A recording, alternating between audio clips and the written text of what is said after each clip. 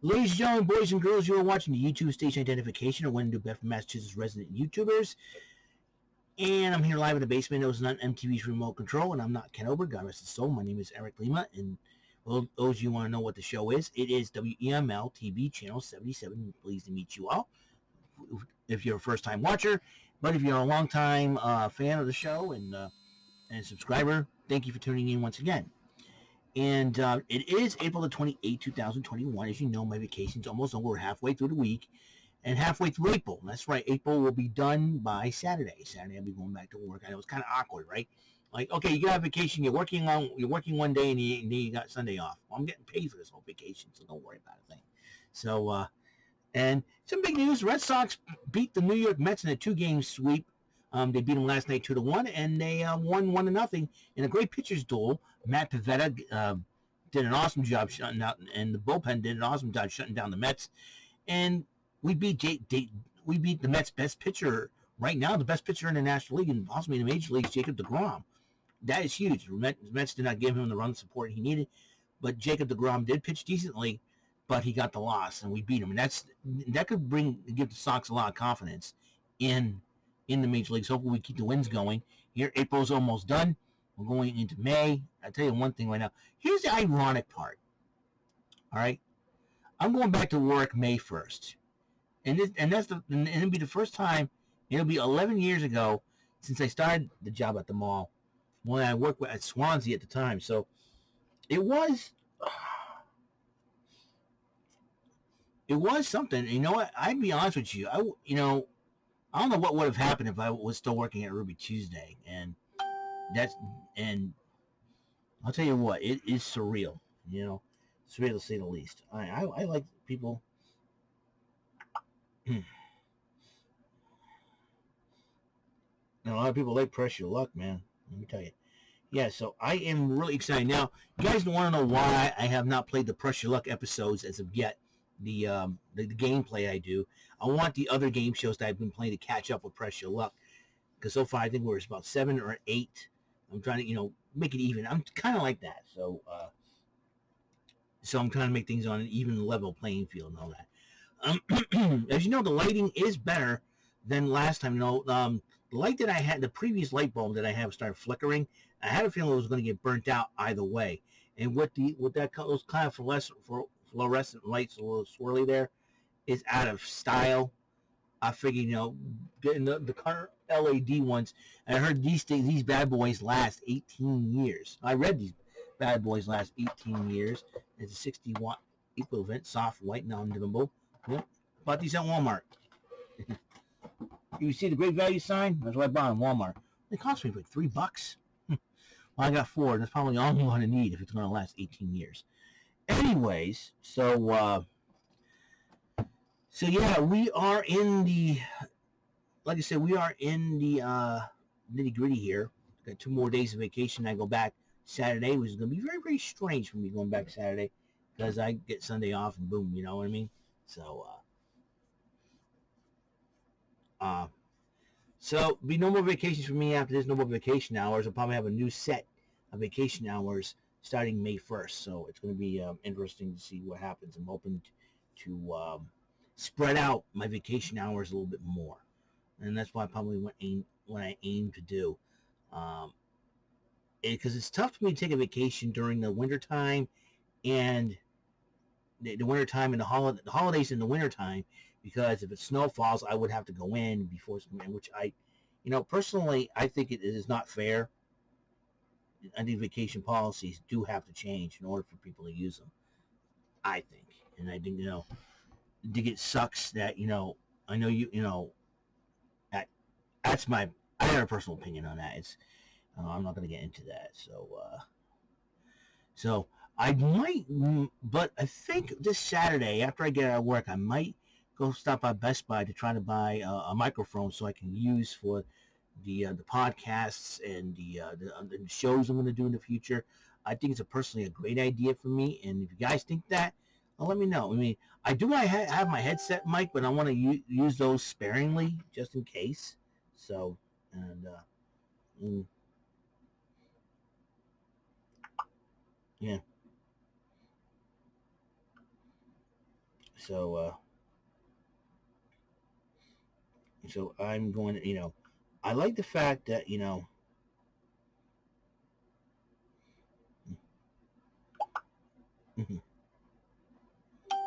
so anyways, I love the fact, let's see, where are we, uh,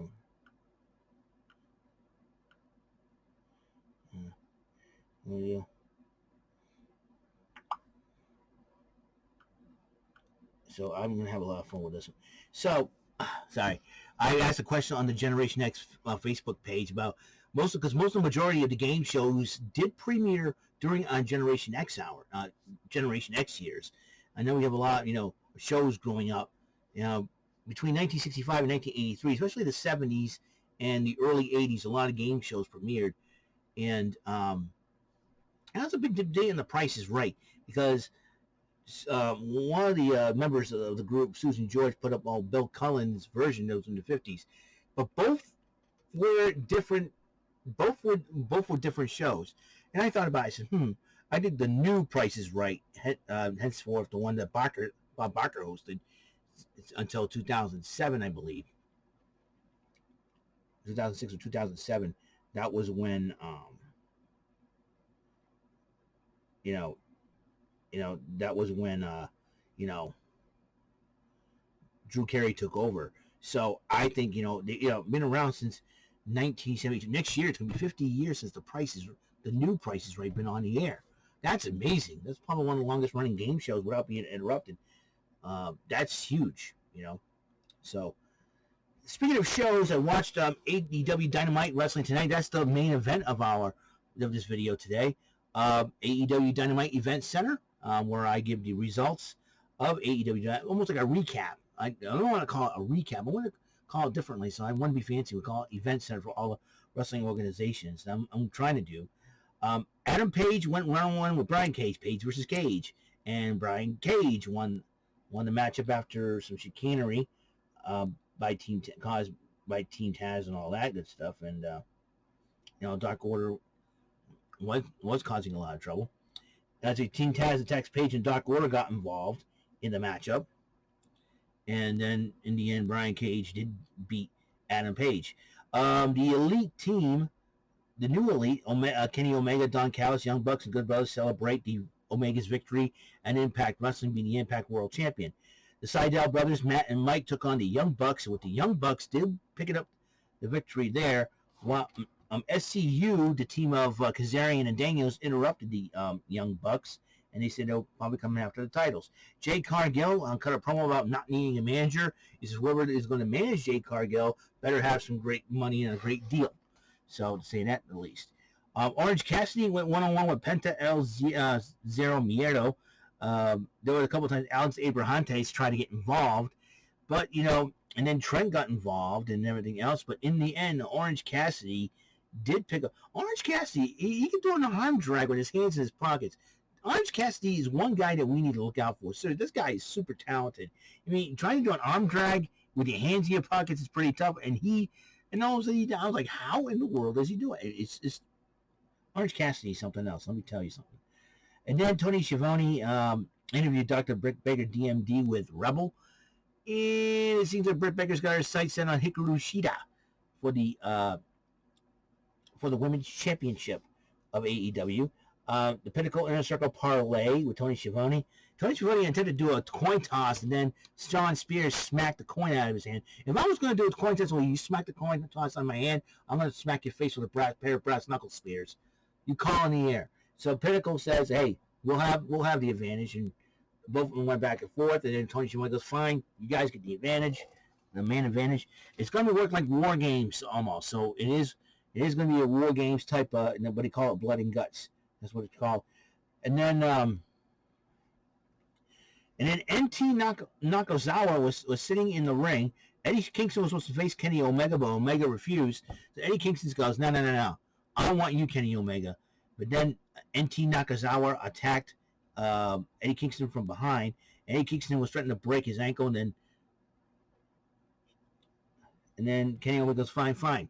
So John Moxley, and in fact, Omega wants to send out Brandon Cutler, and it looks like Brandon Cutler and NT Nakazawa are like members, like small members of the servant members of the Elite.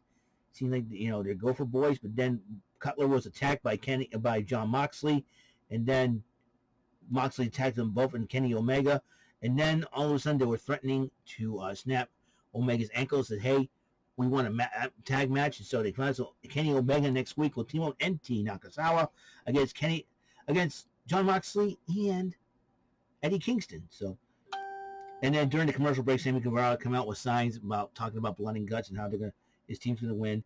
And then Tony Schiavone interviewed Christian Cage, but Taz interrupts Cage, and then Cage questioned Taz. So that's going to be.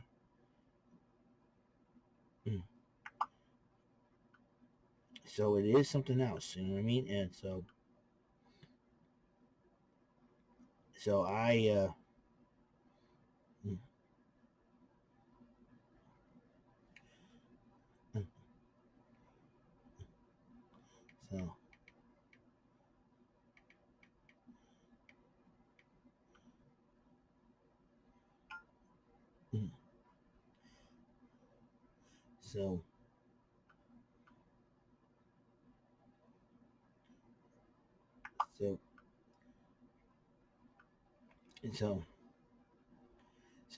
I didn't mean hi. So that is going to be a heck of a matchup to say the least. I gotta tell you. So then Chris Statlander went one-on-one with Penelope Ford. Didn't mean to be interrupted. Went one-on-one with Penelope Ford with Statlander picking up the victory. And then the trios match of the Nightmare Family. Dustin Rhodes, Billy Gunn, and Lee Johnson went up against the Factory's QT Marshall, Aaron Solo, and Nick Camarado with the Factory, thanks to Anthony Ogogo, picked up the victory. But then both teams would brawl in the Gun Club. Billy Gunn's two sons, Colton and Austin Gunn, got involved. But then QT Marshall tried to escape through the bus, but then Cody Rhodes was hiding in the bus, attacked QT Marshall. They attacked on top of the bus and everything else. And then Kip Sabian was about to get interviewed, and then Kip Sabian said everything's fine, and he confronted Miro. Miro, what's up? Miro attacked Kip Sabian, and then ended up hugging him and said, "I forgive you," and walked away. So it seems like Miro's about fed up. He wants to go after championships. The TNT title was on the line. Darby Allin versus Dark Order number 10, Preston Vance. It was a heck of a matchup until Ethan Page got involved, attacking Darby Allin, and then Darby Allin with a way to get out of the full Nelson by 10, picked up the victory over 10, but then the two hugged and respected each other, and Darby Allin was holding a band that says Brodie on it. But then Scorpio Sky and Ethan Page attack Sting and Darby Allin. Lance Archer once again gets involved in the matchup. So I don't know what Lance Archer's deal is. I think he wants to be the TNT champion. So we'll see what happens there. So it is an interesting situation, to say the least. And tomorrow I will report on Impact. And that means, once again, I'm going to be multitasking between that and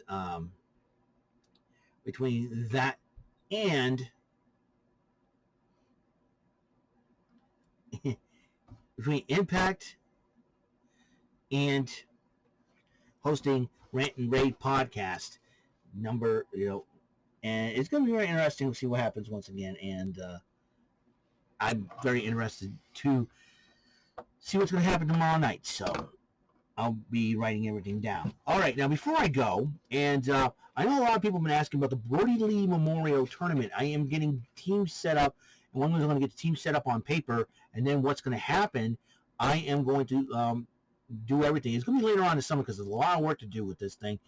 And thankfully, I got the Big League Soccer Baseball PlayStation 2, PlayStation 1 game, and everything else. Big League Soccer Baseball, you get the ability to have players' names, change your players, what they look like, change your players, and everything else in between. And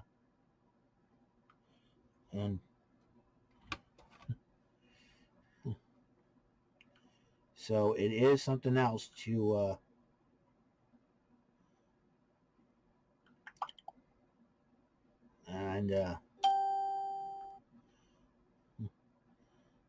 So it is something else. So what is going to happen in I should have ignored them. Sorry about that, folks. I'm interrupted.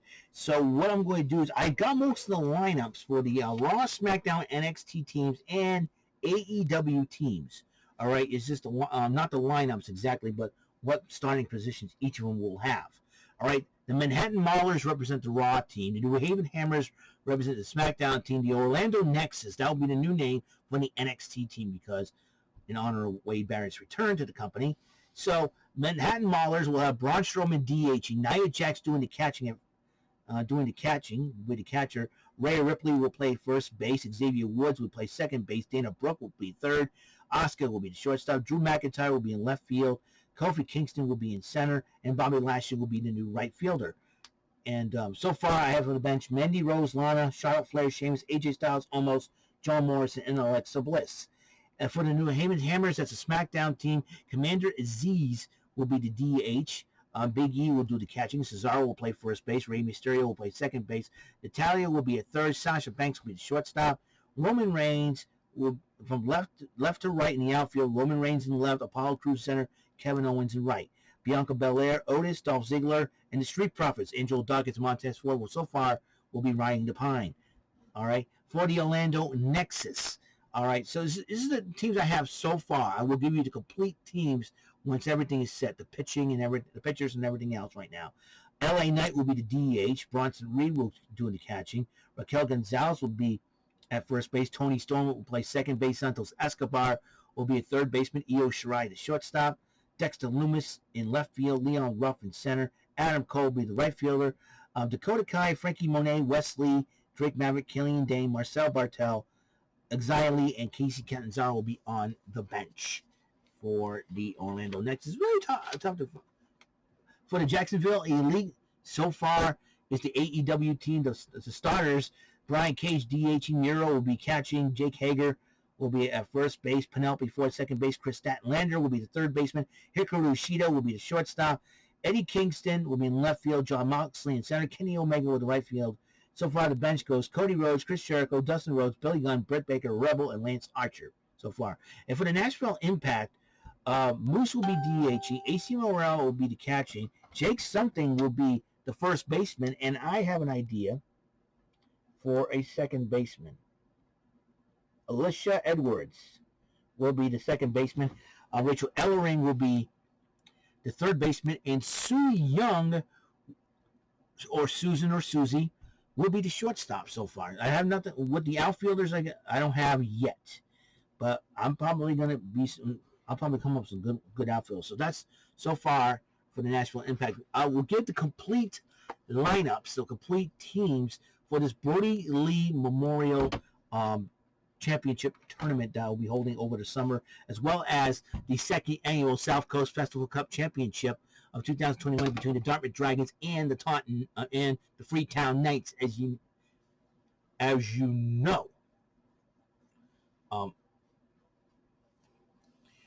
As you know, the Whalen City Festival and the Portuguese Feast will not happen again this year, unless things change. But then there'll be last-minute plans and all that good stuff. But until then, that is how the Big League Slugger Baseball will suffice. It'll be parts of the Big League Slugger Baseball special for Saturday Superstar Arcade. That's the way it is. So can't wait for that. All right then, that is it for the AEW Dynamite Event Center. Episode 182 of WEML-TV, Channel 77 is complete. I want to thank you guys for tuning in and hope you guys have a great and wonderful night. And this is Eric Lehman saying so long and bless out. See you in the next episode.